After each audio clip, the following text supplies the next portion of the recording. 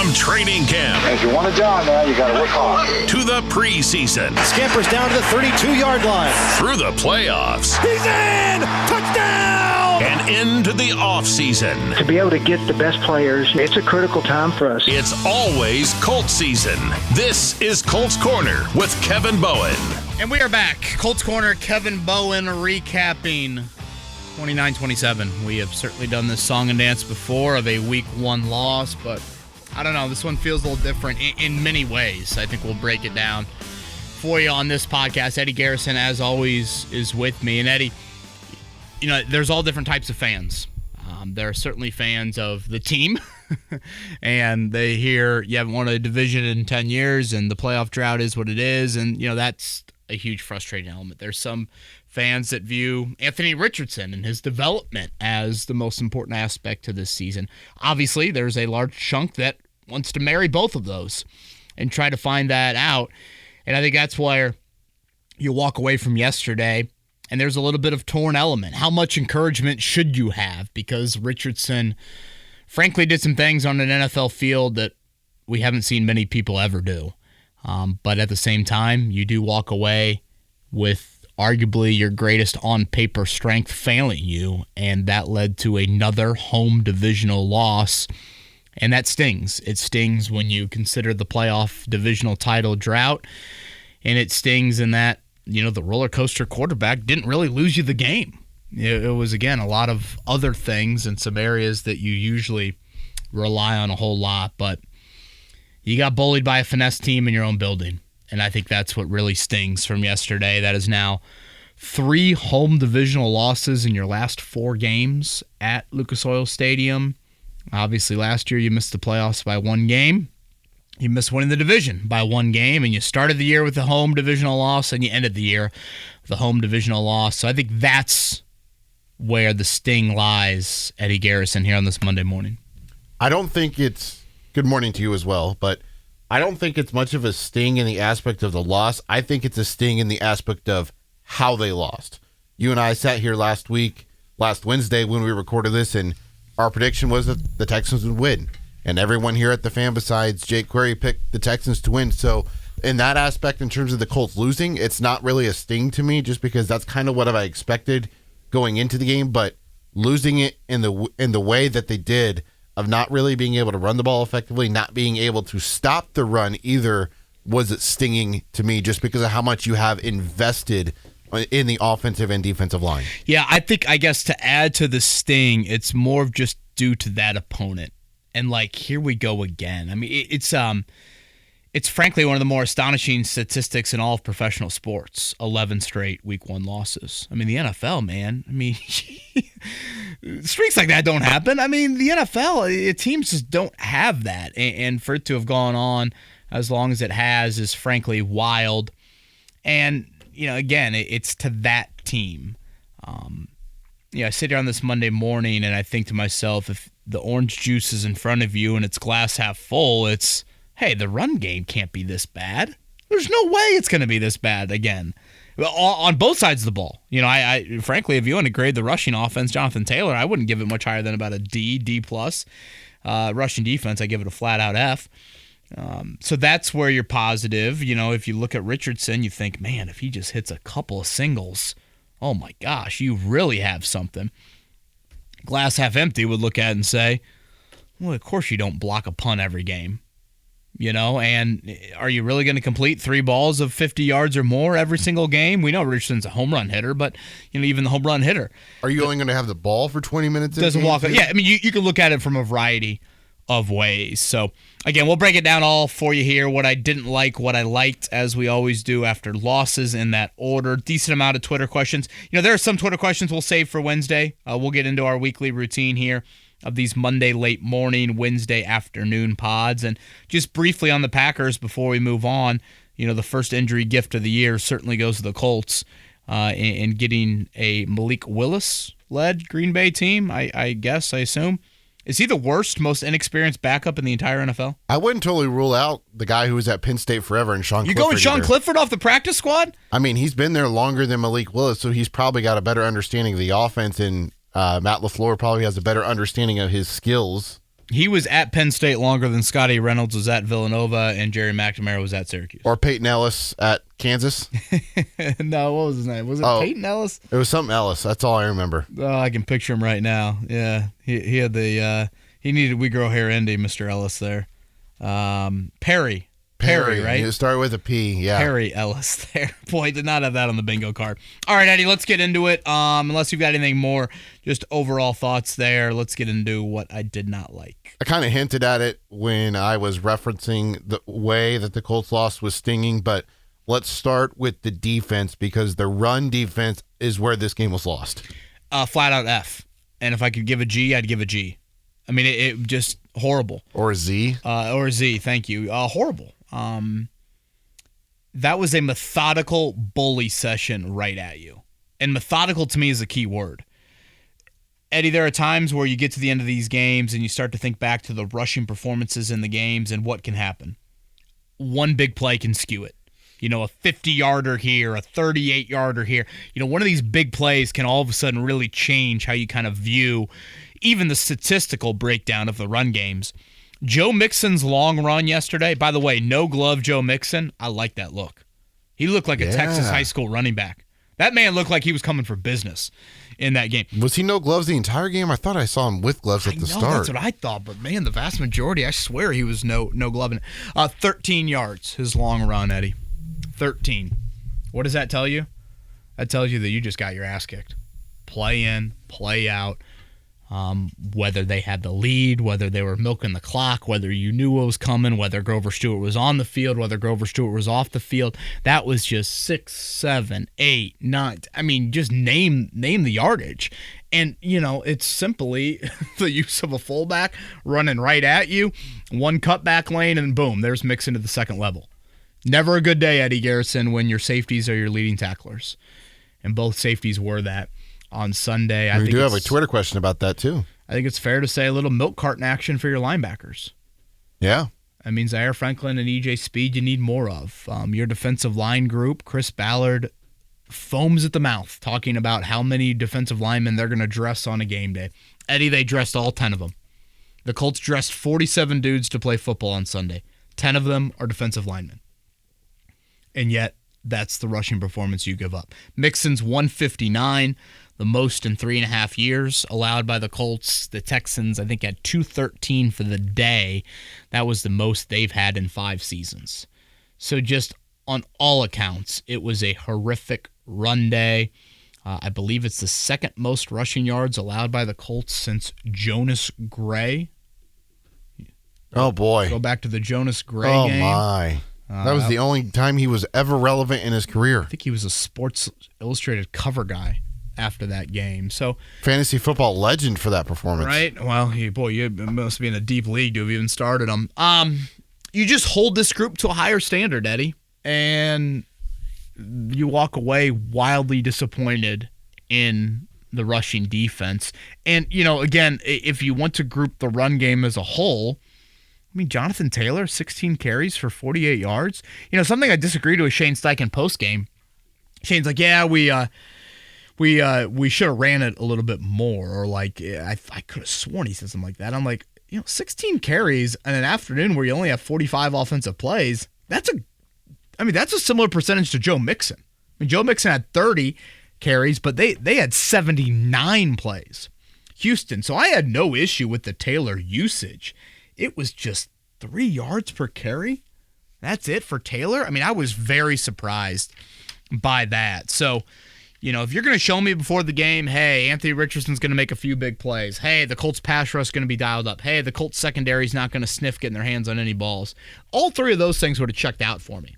If you would have showed me the box score with this, Eddie, Joe Mixon doing that, looking like Barry Sanders, and Jonathan Taylor with 3 yards per carry, I would have said, no. I turned to Olivia yesterday. I said, is this Derrick Henry? Is this Joe Mixon? Yeah, it was. I mean, Henry, ironically, is the guy that back in that November 2020 game was the last one that had this type of individual day. So just that in general, when we talk about prerequisites or givens or certainties or things you feel uber confident about with the Colts, the run game on both sides of the ball might be atop the list.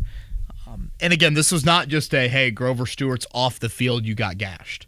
I mean, there were times I thought Stewart got moved out of the picture way too easily there. So just, again, wildly disappointing. If I could give it a lower grade, I would. DeForest Buckner did exit there late. That was probably the most pain I've ever seen Buckner in. Walking to the bench, he had to get helped into the locker room there at the end of the game. They said back. He was moving a little bit better post-game, but if he's limited in any way moving forward, we've seen him play on pitch counts before. That obviously will be something to keep an eye on. So, yeah, Eddie, the run game, man, just awful. While we're talking about the defense, we'll stick there before we transition into what you didn't like offensively for the Colts. Big topic of conversation between you and I, and certainly fans all offseason. The secondary and the lack of investment in the secondary, whether that was a veteran to challenge and help these younger corners improve. But you did not like the coverage really yesterday from Jalen Jones, Juju Brents, Kitty Moore, etc., the rest of the DBs that were on the field for the Colts. Yeah, and it's probably accurate. I don't know if you did that on purpose, Eddie. It's probably accurate you start with the corners. I put more of that on the corners than the safeties if I'm going to kind of separate those two within the secondary. Now, part of this I expected. I mean, let me be very clear on that. I didn't expect the rushing performance, but I certainly thought we would get a lack of playmaking day in the secondary, and we did.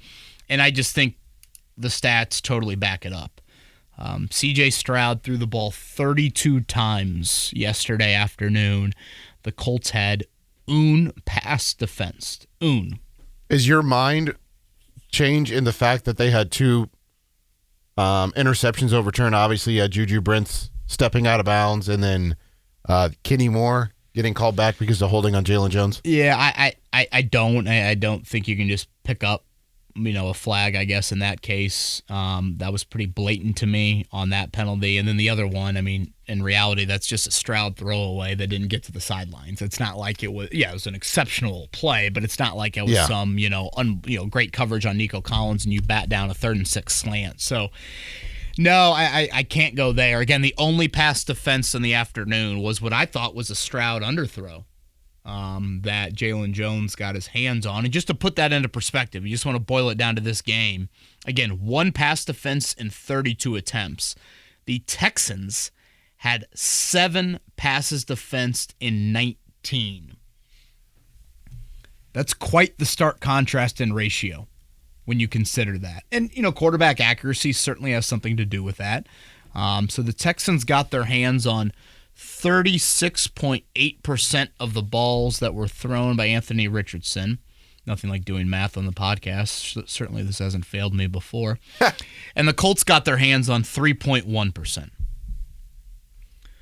Eddie, I'm no math major, but I would say 36.8% is greater than 3.1%. And that was Jalen Jones deflection, right? Yeah, the underthrow by C.J. Stroud there. So I thought he made a good play still. Jalen did there. Yeah, sure. Just a disappointing day. And again, I mean, you're not grading them on this unbelievable standard. I don't. If I had to give them a grade, coverage, because I thought your rush was there. We'll get more into that a little bit later. But I just thought your coverage could have been better. And, I thought times, man, I mean, you get inside the 10-yard line and Stephon Diggs is that open on both touchdowns? I mean, for red zone open, Stephon Diggs was wide the hell open on both those plays. Yeah, on the first one, Kenny was playing outside leverage. I'm like, Kenny, what the F are you doing? Like, there's more space between you and the hash mark than there is you and the boundary. Yeah, and then cross on him on the 4th and goal. Yeah, off coverage again, yeah. And, it's if you heard Matt Taylor's highlight of that play, it was, I thought, the perfect amount of voice inflection to describe the play. I mean, think about that, Eddie. That's a 4th and goal, the 2-point lead. I know we, like Stroud to Nico Collins to ice the game. What am I doing right now? Shaking your hat? I mean, you just tip your hat. I mean, Stroud to Collins, I mean, that's there's not more you can do, really. Unbelievable throw and catch by those two. Oh, yeah. But think about the 4th and goal from the 2. Again, Diggs is that open. Here's Matt Taylor building this play up as he should. This could be the biggest play of the game. And then and Diggs caught it. Touchdown Texans. I mean, and it's beautiful artwork by Matt Taylor on the call. But it shows you how it went from that to that. And then obviously you had that 3rd and 3 there late where Mixon, probably deservedly so, just slammed the door shut on you. So, just coverage-wise, and, all parties were involved. And I get it's a challenge. I get that it's a challenge, certainly. But, part of this probably falls a little bit more on the off-season approach to this group as a whole of, hey, we might need to have some growing pains. We might need to learn a little. Well, that was evident in 60 minutes of football to me on Sunday. And when you weren't creating pressure, C.J. Stroud did what you would expect him to do. I know this won't fall into the category for either what we didn't like or what we did like, but wanted to address it. The 4th down early in the game on the first possession, electing to receive the opening kickoff, and then the 4th and goal that they ended up converting at the end of the game with the Richardson touchdown. Your thoughts on all 3 of those decisions? All right, let's go one by one. Give me the order there. Elect to receive. We'll start there. Since I had an audible that's interesting. I'm a big believer at home, especially in the opener. I want that crowd rocking. Mm-hmm. And I would want my defense out there. I mean, that's the group you trust the most, right? Maybe. Yeah. It's maybe in this particular matchup, the offense was the one that you trust more. And I can kind of hear that out, but I don't know.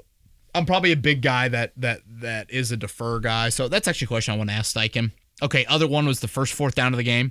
I got no issue with that. I'm probably a big 4th and 1 or short go. Mm-hmm. I found it odd. We'll get into this with Richardson more. I think every short yardage has to use his leg element. Mm-hmm. The drop back passer in short yardage makes no sense to me.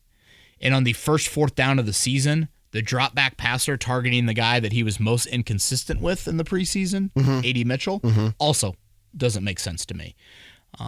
So that one was a bit head scratching. There was a drop back they had later on in the game where I think Richardson just flat out got sacked. I mean, just like simple 5-step drop. I mean, you would have thought he was Matthew Stafford, something. And it's just like, when I say leg element, you don't have to run him, but like the creativity off of the zone reads and the read options, at least make everybody for the Texans stay in place for a second or two, and they can kind of build off of that. Lastly, going for the 4th down late, boy, did Anthony Richardson take some hits. Oh, yeah. I mean, he run hard. Only 6 rushes in the game, too. Yeah, and I'm good with the 4 design runs. I know we've talked a lot about this, because think about that, Eddie. If you have a normal offensive day, you probably have closer to 60 plays. Those 4 design runs become 6. I could probably live with 6 design runs a game. And again, I've been a big limit, not eliminate.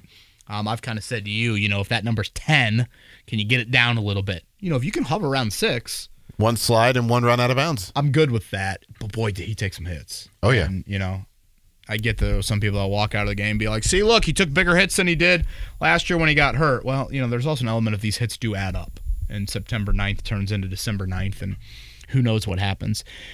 As far as the final 4th down, I had no issue with it.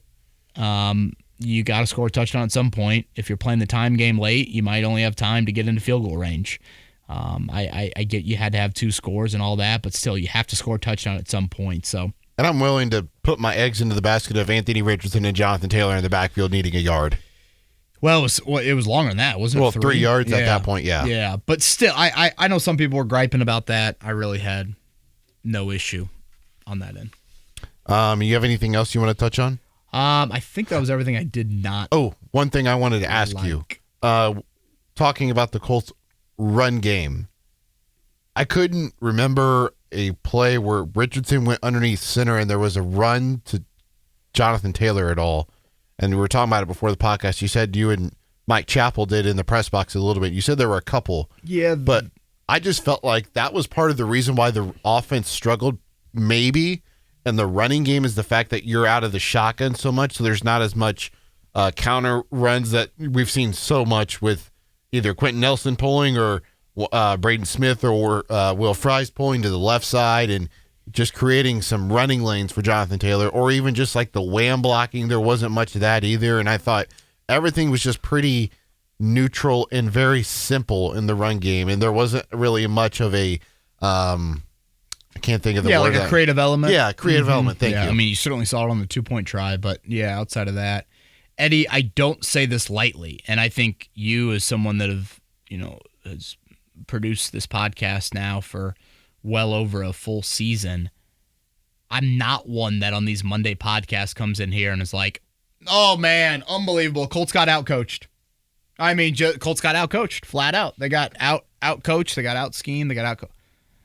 I walk in here on this Monday morning and think, I think the Colts got outcoached yesterday. Mm-hmm. And I say that on both sides of the ball. And again, that's not something I say very often. So I don't want people to think, all of a sudden, boy, this is something I say weekly. And let me reiterate, both sides of the ball. You're in that game late because of what? Heroics at number 5. Mm-hmm. You're not in that game because of methodical offense. You're not in that game because of, you're stopping Joe Mixon all of a sudden. So for both sides of it, and, we're talking about a game where the opposing team had a punt block against them and gifted 3 points. Took 3 points off the board pretty much there. I mean, with how Fairbairn was kicking it, he's making that field goal before half. So think about that. That team made 2 critically, borderline fatal. If you're a road team in the NFL and you get a punt blocked and blow an opportunity to kick a field goal on the final play of the half, you're going to lose 90-some% of football games when you are on the road and those two things happen. And yet I walk out of the game think, man, I thought the Colts had a outcoached game. Steichen included, Gus Bradley included. So, boy, yeah, that would probably be the other element, easy for me to say, that I did not like. Unless you have nothing else to add, let's get into what you did like. I thought Alec Pierce had a really, really good day, built off a really strong camp, and that's in connection with the first thing that you liked out of yesterday's game and Anthony Richardson's big play ability. Prayers to the neighbors of Alec Pierce growing up. Can you imagine playing 500 with him? Can you imagine? Jackpot, as I called it, playing. Jackpot, sure. Can you imagine having that in your backyard? He's a cheat code. Yeah. He has an incredible knack for locating and hauling in deep balls. It's something that we were pleading for last season in those 4 or 5 games that Richardson played is like, and something we highlighted a lot is that there weren't really many of those at all. I think I've been pretty consistent on the Alec Pierce thoughts. He might just be a one-trick pony, but damn, that's a beautiful trick because it is such a weapon. And I usually tweet it out every time they challenge Pierce. Good things happen when you take shots to him. Oh, yeah. And I'll give the Texans credit. I know Stingley, and by the way, he ran by Derek Stingley on that first touchdown. That ain't just some chump corner. He's running by. But I'll give the Texans credit. On the second one, I thought they challenged him in the air pretty darn good because how many times do you see DBs panic on the deep balls? They just run into you. And for Pierce to have caught the first one, so what does he do? First off, he runs by one of the best young corners in the NFL. He never breaks stride. He locates a ball coming out of the shadows. Like, that's not easy to do inside of Lucas Oil Stadium on a 1 o'clock September game. And yet, he is able to haul in that ball with, again, not breaking stride, great speed, locate it, et cetera, et cetera. And then the second one, he high points in traffic. So, for the 40-something pick overall, would you want to see a little bit more of a well-rounded wideout? Sure, I can listen to that conversation. But is he still a weapon? Undoubtedly. And yesterday was one for those in the crowd of he's been held back by the quarterback play. And that is certainly, I think, a fair statement to make there. So, yeah, I thought Alec Pierce, man. You can hear, I went back and watched a good amount of the TV copy. You can hear Devin McCourty and Tiki Barber have an audible, like, they were in awe of that first touchdown. Now, some of that was Richardson. I mean, I guess I'll say it now. That's one of the greatest plays I've ever seen by an NFL quarterback. Uh-huh. Period. And I've said enough on Pierce. Let's just move to Richardson, Eddie. That play. He slips. Yep. He slipped. I mean, as soon as he slipped, I'm like, oh, boy, he's going to take a sack.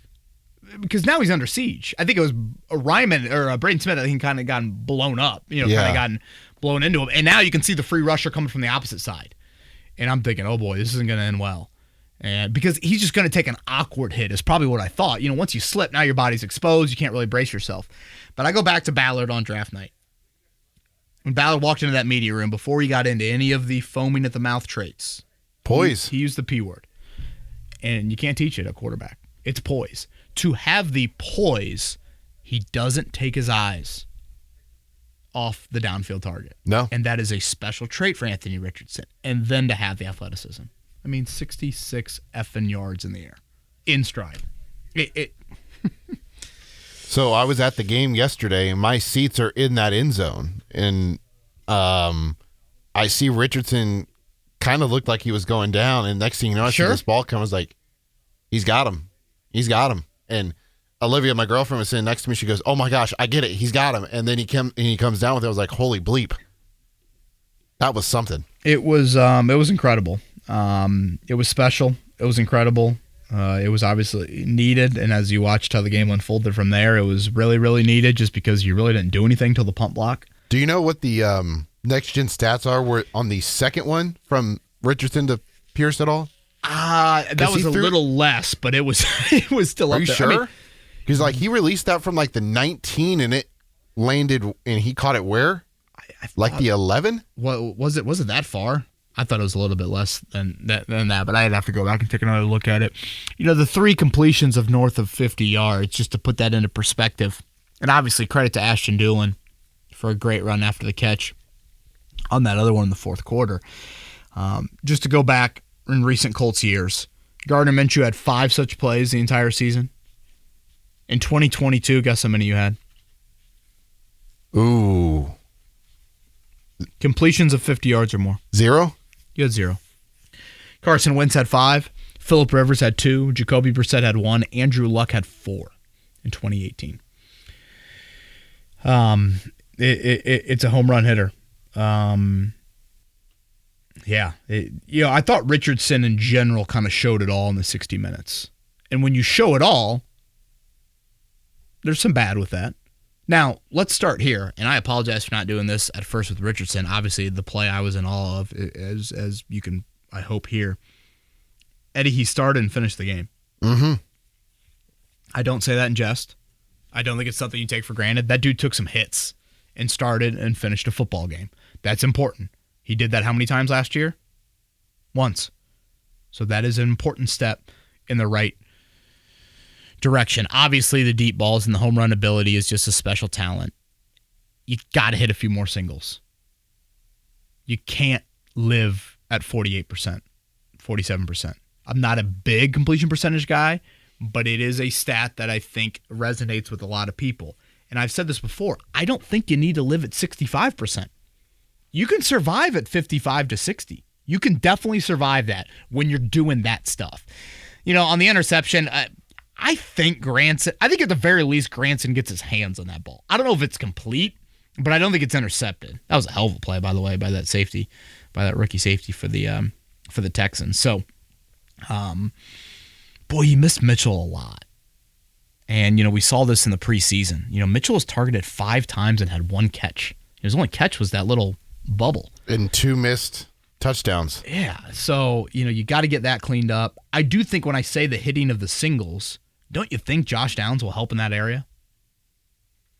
Yeah. You got to think that. I mentioned earlier, I thought the linebackers were on a milk carton. I thought your tight ends were on a milk carton. 2 targets, right? 2 targets, 0. I don't even remember the Mo Alley Cox target. 0 catches. And Granson had the other target there. So, it just felt like Richardson never really looked to check it down either. Because, even Taylor, he never even looked at Taylor really to check it down to him. Trey Sermon, 2 snaps, no carries. For those curious if the Colts would have a third down back. Those came in the fourth quarter, too. They did not. So, again, the Richardson glass half full is he's going to hit the singles. Downs is going to help in that area. He won't be as amped up. I think early on, the throw to Mitchell, you can maybe chalk that up to a 4th down. He's amped up. But, again, 3 completions over 50 yards obviously is not a guarantee. No. That's going to happen. But not even 1. But just that threat, though. What does that threat do to the rest of it? It opens up the intermediate and underneath. Exactly. Now, again, he's got to hit those. And that's where I think some of the inaccuracy, it's funny, when he throws to the 3rd level, he's freaking accurate. When he throws to the 1st and 2nd level, that's where you almost get, when he's got to throttle it back, that's when I think he gets a tad erratic there. And again, the Texans got their hands on 7 of 19 passes. Mm-hmm. You can't live with that percentage. 36%. You've got to be, and that is timing with receivers. That's not just pure quarterback accuracy. It's making sure the pass catchers obviously are on the same page as you. So I think you walk away from Richardson pretty encouraged, certainly by what he showed. And he just, I think I said this a lot, Eddie, throughout the offseason. For the first time in a long time, the Colts have somebody that strikes fear into a defense. Mm-hmm. And I mean, Jeff Haley or whatever his name is, Boston College guy who's a D coordinator now with Matt LaFleur in Green Bay. I mean, you're going to be up at night a little bit more this week thinking about, how you defend him. So, boy, he's entertaining as hell, is he not? Oh, yeah. Did you even talk about his missile that he threw to Ashton Dulin? That he just fitted in there right at the perfect time? And that was a ball that, 90% of quarterbacks, A, they don't attempt, or B, they don't have the rifle nature to fit that ball in there. And then again, credit to Dulin for not only making the catch, but the run after catch after it. So the home run ability, it is a beautiful, beautiful thing. And now it's, don't be Adam Dunn. Just hit a few more singles. Yep. And if you can do that, you really have something to work with. I do think bigger picture, when you see some of those hits build up and you watch him, and again, if he plays a normal offensive game, 55, 60 plays, he's probably going to throw a few more hits onto that. Yep. That's something that you can't ignore. And I get it that, injuries can be at times flukish. They also can build up over the course of a season.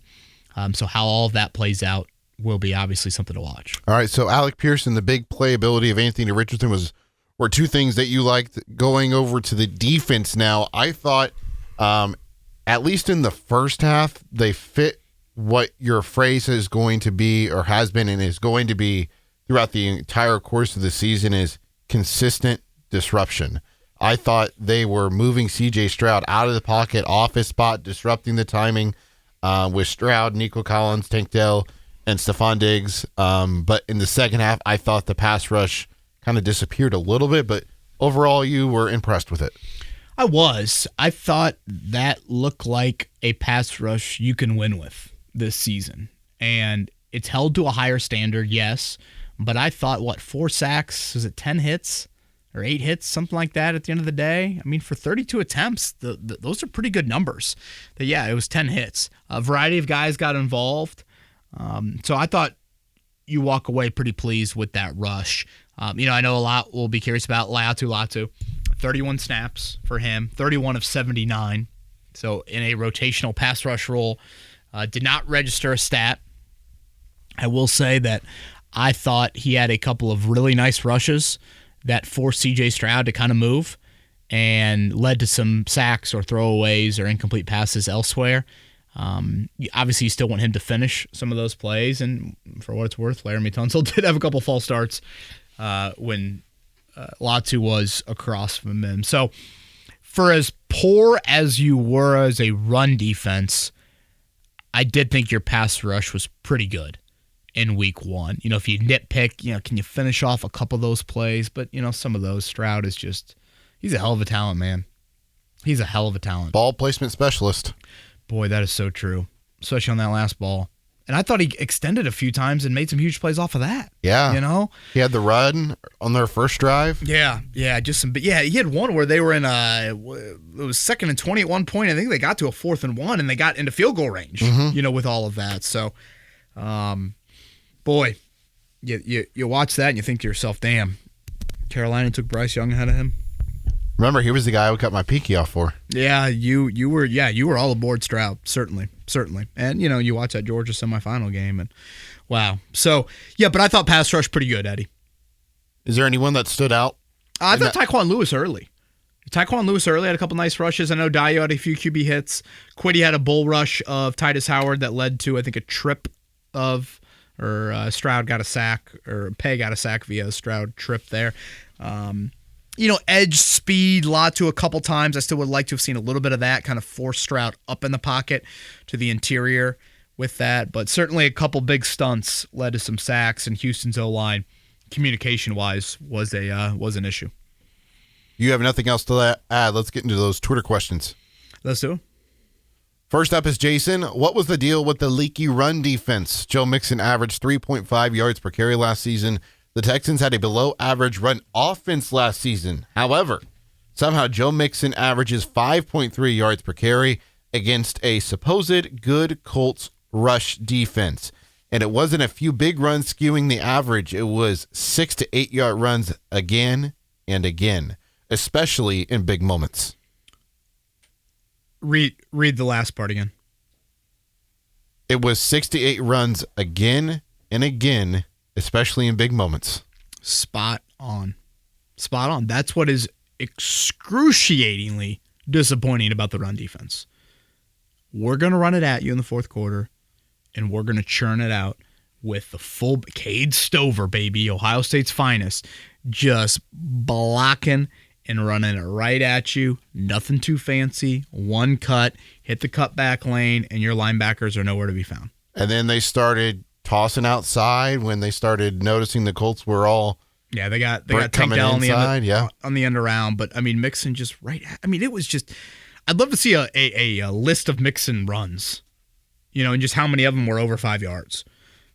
Just so many of them. It was a methodical bully. The bully was on the playground every single day. Every single day the bully was out there. Wasn't one time where the bully got you. It was, I'm here every single day. And again, with Grover, without Grover, I think about the last time the Colts have had that rushing effort with Grover in the lineup. Probably. Yeah. I mean, think about how stark the contrast was last year. I mean, we went over the numbers many times when Grover missed those 6 games. So, boy, that is shocking to me. I did like the no-glove Joe Mixon, though. I did like that. It was something that always irks me. I understand rotating and keeping your guys fresh, but couldn't Gus Bradley and the rest of the defensive staff not figure out how to rotate to where you have either DeForest Buckner or Grover Stewart on the field at all times and subbing them both out together and having Taven Bryan, Adetomo Adebawore, and your reserves in, especially in the second half. Like, you need your guys out there. Yeah, so they played all 10 of their defensive linemen. Isaiah Land, I think, played 4 snaps. Everybody else got at least 15. So they rotated a lot, and it was a big play day, 79 snaps for Houston offensively. But this is just, yes, Eddie, I think there were times where they saw the personnel out there and they checked the runs, but still, I mean, they also gashed at Grover and at Buckner at times as well. And I get now with the same sort of success, but gosh, and Green Bay's going to come at you with Josh Jacobs. I mean, I would consider, if you would have told me yesterday, I would consider Jacobs more in his prime than Mixon. Ooh, that's a good conversation just because, I mean, Mixon's 28. I mean, Mixon had 100-yard game last year. 100-yard game the year before. It's not like Mixon's been doing this in Cincy with great wideouts, all the attention towards those wideouts in Cincy. And the other thing to note about Sunday, Malik Willis can't throw it from you to me, but he can run. So, that's going to be a little bit of a different element for this Colts offense or this Colts run defense. So, yeah, Jason, very good question. Craig says, hey, Kevin. Tough loss. Anthony Richardson is a bona fide superstar. He is really special, and he will steal a couple of wins for the Colts this year. My question for you is, are we seeing the coming out party, finally, of Alec Pierce? With his speed and jumping ability, he could be a dangerous weapon. I've made the IndyCar analogy before, Eddie. I don't know if it's good or not, but I'll try it again. Alec Pierce's agency, and Alec Pierce would say, hey, I'm the IndyCar driver on the worst team. Look at what I have to work with. Look at what we have in our shop, and go walk down to the McLaren shop. Go walk down to the Penske shop and see what's in our shop. And then one day, Penske and McLaren say, hey, Alec, you want to test drive with us? Or it's like Ellie De La Cruz on the Cincinnati Reds. Well, God, that one stings a bit. I'm just glad we've made it this far in the podcast and you haven't brought up my Irish. Give you a resource. I was trying to be nice. Thank you for that. Unlike some of my other work colleagues, we can out him. Mark Dykton. Sorry for ignoring your text on Saturday. I was none too happy. I'm glad you didn't text me back though, because I would have looked like a fool if I did actually take it. Yeah, that is. Yes, that is very true. Eddie was wanting to bet Notre Dame live on Saturday. Let me provide you, Alec, with a resource that accentuates your strength, and that's what Richardson is. And again, he's a home run hitter off the bench. DBs are going to panic. Eddie, he's going to draw. Right now, if you told me how many pass interference penalties Pierce is going to draw before the end of the year, I'd say 5. I mean, And those are equally as damaging. You know, I mean, those are spot fouls. So the thing about Richardson and Pierce that make them so good at that specific play is Richardson throws it on target to where it forces the DB to act, and it keeps the wideout engaged. Pierce has said it before. One thing I've learned about Anthony is if you think he might have under or overthrown you, just keep running. Like, he is such a good deep ball thrower. Don't think your instincts are off. Keep running. And the thing about Pierce, too, is he just locates so well. So many guys lose the deep balls. So many guys stop running. They don't, go all out. Man, Pierce is again, it can be a one-trick pony, but it's an important trick. You can make the argument you'd rather have that than have the, great slant wide out or however else you want to describe it. Now, again, a lot of things have got to work out for those plays to develop. You got to block it up. You got to have the time, et cetera, et cetera. But Pierce has got to be a happy man not to have those other quarterbacks he's had. 6 Twitter questions left. Mitch says Texans went out and got Joe Mixon, Daniil Hunter, and Stephon Diggs. Meanwhile, the Colts passed on Justin Simmons to keep Nick Cross. Yeah. Yes, 2 very different approaches to how those teams reacted to their rookie contract quarterbacks. And Tennessee can be looped in with the Texans part of this, too, because they went out and added veterans to help Will Levis, but it didn't work out for them yesterday. If I'm looking at the stat sheet correctly here, Raekwon Davis not in there. I believe he did have a holding penalty. That was a big play there in the second half. But yeah, Mitch, you're preaching to the choir there. And again, it's not just Justin Simmons, Eddie. If you ask the Texans, they would call their big splashes Hunter and Diggs before Mixon. Mixon in their, that's a third. That would be third on the list in terms of major acquisitions they've had. So again, for me, it's not always been about just get this home run. It's just a little bit more insurance. They switched. Jalen Jones out-snapped Juju Brents yesterday. Jalen Jones was the base corner, so that's already flip-flopped on the depth chart. I think the thought is, and at times last year it was Juju Brents being that base outside corner with Kenny Moore, but yesterday it was Jalen Jones. So. And then, Dallas Flowers is a healthy scratch. Wasn't he your top outside corner reserve? Chris Lamont's got this play yesterday. Right. So, yeah, again, it's not just the Justin Simmons. It's, just a little bit more depth or frankly, just competition in that secondary. Then Blake Freeland was a healthy scratch too, right? Yeah, Matt Gonzalez there, Will Mallory. Tanner Bordolini. Yeah, Pinter over Bordolini. I don't know how much of that is the toe. That lingered for. I will say this: Matt Gay looked like a guy that was trying to play football yesterday about 11 a.m. I was on the field doing my TV hit, and he was trying unsuccessfully. But if you ask me right now, a full week, I would say Josh Downs and Matt Gay certainly have chances to play. Conroy would like to know what's up with Adonai Mitchell getting passes overthrown. Is this communication or not being on the same page? Or just simply misses? Yeah, we certainly saw this in the preseason as well. These two targeting each other led to inconsistency. And I think something to point out, Eddie, is I didn't think the slot routes were the issue yesterday. No. He missed Mitchell outside on the 4th down comeback. He missed him vertically on the illegal contact, which, that could impact things. And then he missed him in the end zone there towards the window. So, again, it's not like, these are, hey, put your foot in the ground on 3rd and 3 and, try and create separation, something like that there. So, yeah, boy, A.D. Mitchell was open. He was open. Got to be happy about that. But, obviously Richardson, those are probably his biggest misses. 5 targets, 1 catch, 2 yards. That's a horrific stat sheet day. Now, there's context around it. We just alluded to the context. But you look at that as a whole and you're like, damn, that's ugly. But, of course, there are a lot of misses involved in that. Boy, Pittman quiet as well. 4 catches on 8 targets. He had, 3 catches on the first drive? Did he have that many? He had the opening catch. He had the opening catch. He had a screen. Didn't he have another screen there on that drive too? Yeah, sometimes they do the old, it's a long distance and they do the throwaway screen. Yeah, he had 2 on that opening drive. Yeah. 2 catches or 2 screens? 2 catches. Yeah. Yeah, and then his 3rd catch was there late in the first quarter. So, yeah, he had 3 catches in the first quarter and 1 the rest of the game. You got to find ways to get him the football. You didn't pay him for nothing. Yeah. I don't know. Did you see my tweet yesterday, by the way? I don't know if I did. I know you were busy, so I tweeted, the Colts are so back.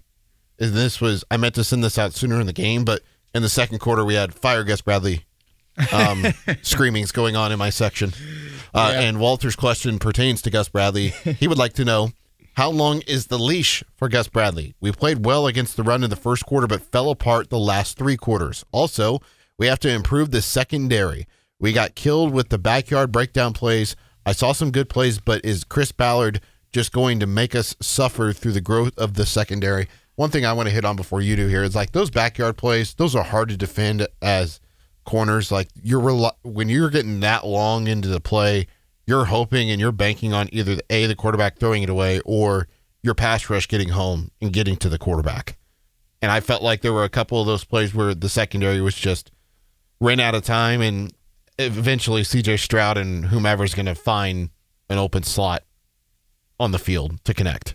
Yeah, I would as far as Walter's question is concerned, that last part, when he points out here, I saw some good plays, but is Ballard going to make us suffer through the growth of the secondary? That's the issue with the schedule, Eddie, is like you're going to get exposed. Again, if you would have handed me this box score yesterday and you would have said at 10:50 in the morning, you would have said, Kevin, 32 pass attempts for CJ Stroud and 1 pass defensed, I would have said, I think you are very good at predicting the future. Like, and that, again, when the expectation is that, given your lack of experience, talent, however you want to describe it, and their experience, and frankly with Stroud, it's just, that dude's just good, flat out good, even though he's only, 18 games into his NFL career. As much as I'd like to make a joke, this ain't Northern Illinois. Well shit, that joke certainly doesn't apply. This ain't Western Illinois is probably the better way to put it after seeing what Indiana did to them. Scapegoat Gus. You see it every year in the NFL. Uh-huh. Every year in the NFL. Marcus Brady. Half dozen teams will fire their coordinator before Thanksgiving, right? Certainly before Christmas. Yep. And that'll be the scapegoat. I don't get Pep Hamilton 2015 vibes.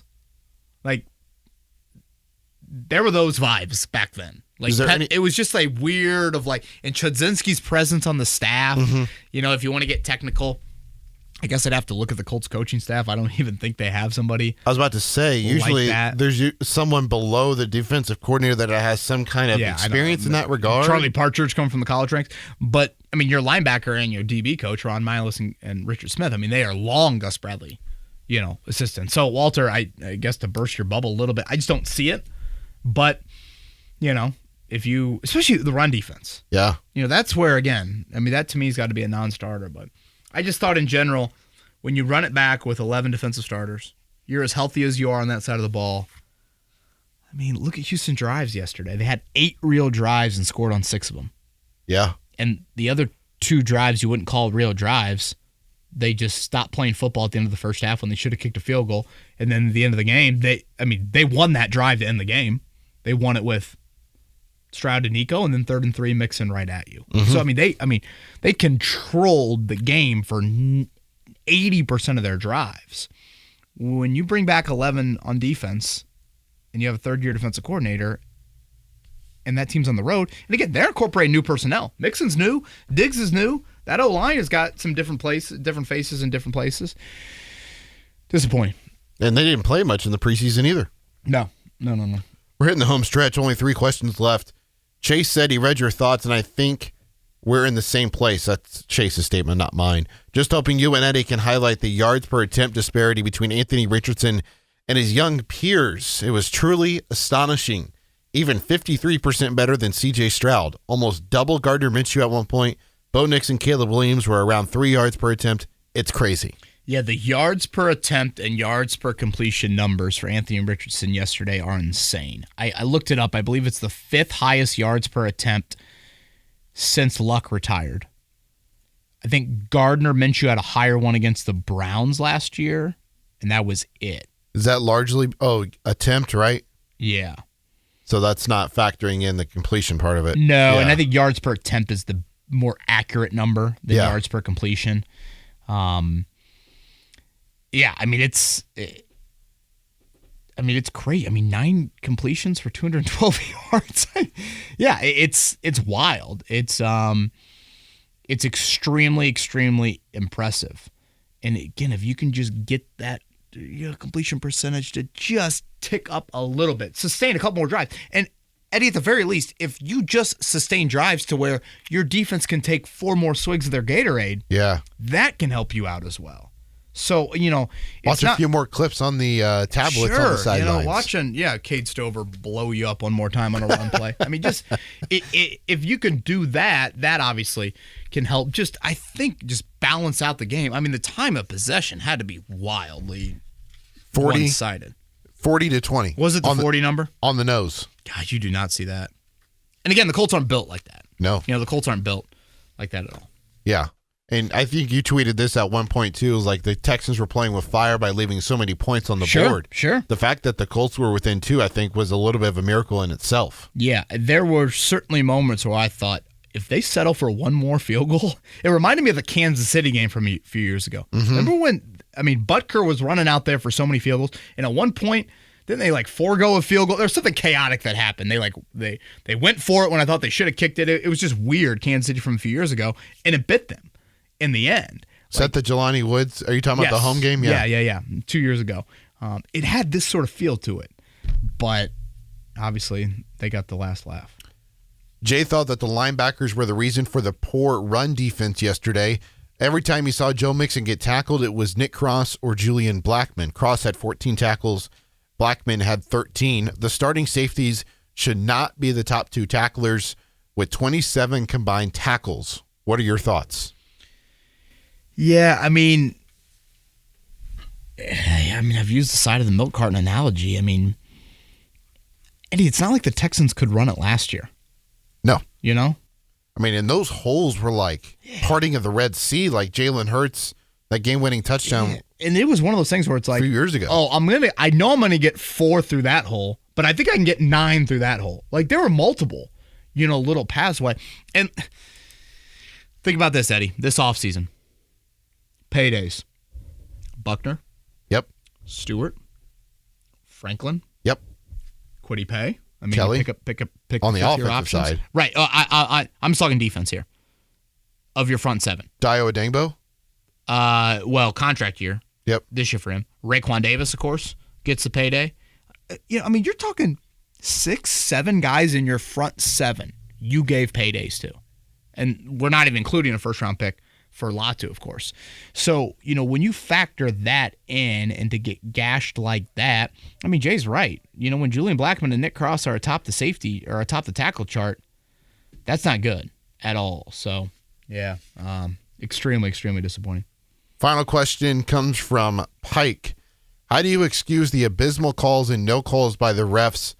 Block in the back on Julian Blackmon on the Tank Dell reverse. Holding consistently, jerseys stretched out by Texans every run play, as well as hugging. False start on Anthony Richardson, who doesn't even move. Said he was tackled inbound when he was clearly out. Toe tap interception rule overturned. Hesitated to call the false start late in the game. Nico Collins made a great play, but the tip of the ball hit the ground on the catch. I can keep going if you'd like. I love your pod, but you're someone who consistently defends roughing, and this was a Chiefs-style masterclass. Richardson even got body slammed with no call. This was absolutely abysmal in my eyes, and I believe in winning no matter what the cost, but seems like the fix is in for the Texans. I did see Bob McNair pregame walking back off my TV hit up there. Nice boots on. I don't know if he had Goodell on line 1 ready to dial it up there for the old fix for the Texans. They're prime time, right? Texans-Bears coming up? Yep, Sunday night football. I thought the officiating was very sketchy yesterday. Very sketchy. I thought equally as poor as some of the calls, just poorly communicated. Oh, yeah. As well. End of the first half. Let's go back to the end of the first half, but let's start with, I thought in today's NFL, the Richardson body slam gets flagged every time. Oh, yeah. Was stunned by that. The Blackmon play, I get that he wasn't too happy about that. Tank Dell was already a million yards down the field at that point. But my thoughts certainly were the Colts didn't get a great whistle. I think that is a fair statement. Mm-hmm. I thought at times that the Texans had some calls that were missed as well. I don't think the fix was in, quote unquote. But at the end of the day, the Colts got out-bullied. That's why they lost the game. As far as the end of the half, wow. Yeah, that was wild. I mean, they got it right, but the process was forever. And I think at that point, you see some officials that are really over-communicators, and I like that. Did you see it last night on Sunday Night Football? Yes. Yeah, That happened in the first half. I stayed up and watched that whole game, yes. And Tirico even acknowledged it. Yeah, and Tirico, of course, is just outstanding when it comes to the rule book and all that. But John Hussey, the head official on Sunday, when all that chaos is happening, and then, he does make the, hey, I apologize. I mean, he came on the mic. The 10-second runoff, Sterator, I went back and watched the TV broadcast. Sterator doesn't even acknowledge that when CBS brings him in. And so I think at that point, as an officiating crew, you've screwed up so much. Yeah. Did you award the timeout to the Colts or did you not? It had been thrown off like, was it a catch? Was it not? Is it going to be a running clock? Is it not going to be a running clock? I think at that point, if you're Hussey, you come on the mic and you'd be like, we're having a 10-second runoff here and the ball's going to be ready on my whistle. Like you tell everybody, because I think at the very least, I don't know if the NFL cares about this. I do think you owe it to the 60,000 people in the building. Yeah. Like they don't get Sterator in their own building. And if we're going to, and now I don't want to turn this into conversation about, how much money it costs to go to an NFL game, the entertainment aspect, but there is some of that. You need to treat those fans in there to where they have a general understanding of what's going on, because I was confused. We were all confused as hell. Or at least I will speak for myself. I don't know about you. Now, D'Amico Ryans really didn't have an issue with it running off the field. When what's her name, AJ Ross interviewed him at halftime. He was like, "Hey, yeah, we knew he was ready for play. We got to be better in that situation." But that is where it's just like, just be a better communicator. Yeah. And again, over communicate in that situation. Because the 10-second runoff I thought was what I was not understanding. Mm-hmm. Okay, if it's a catch, then that means the play is over at like 13 seconds. CBS put up the little clock in the bottom left corner. Yeah. So I'm like, okay, how did we get from 13 to 5? And in reality, they did it from 15 to 5. Like that part was confusing to me on that end.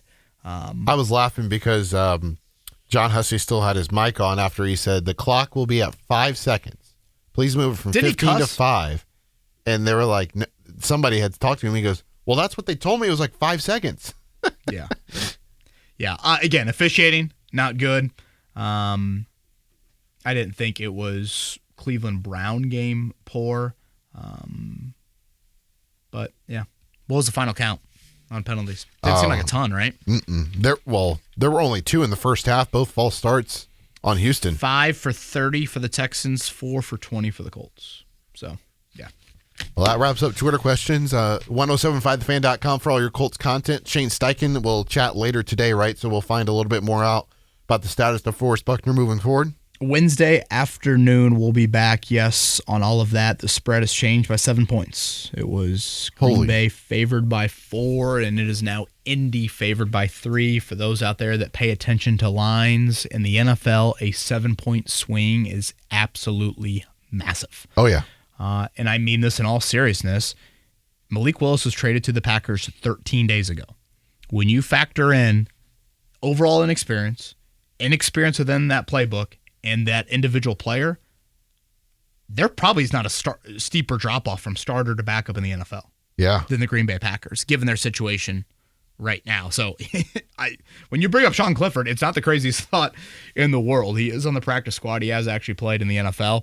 I know there's a rumor or two about Ryan Tannehill. Somehow that just makes me laugh, imagining Tannehill and Malik Willis back together. But, yeah, it is quite the break here in week 2 for a game that I think back in May I would have called it your hardest road game of the year, and that has changed all in the wee hours of a Sao Paulo night. And we're officially already ruling out Jordan Love, like we're not even going to consider that there's even the iota? I mean, Schefter usually is pretty good at that stuff in just the 3 to 4 weeks. Didn't he already say that there? Typically. I thought there was a player recently, a quarterback, who played through I'm thinking of Mahomes with the knee injury. But I mean, obviously it's not MCL sprain. It's not ideal, but I don't know. If you're the Packers, you look at it and say, hey, can we get one win in September? And the NFC, I mean, we saw it last year. Some 9-win team will be a wild card, something like that. Yeah. He's Eddie Garrison. I'm Kevin Bowen. Thank you guys for listening. We'll be back Wednesday afternoon. Colts Corner with Kevin Bowen.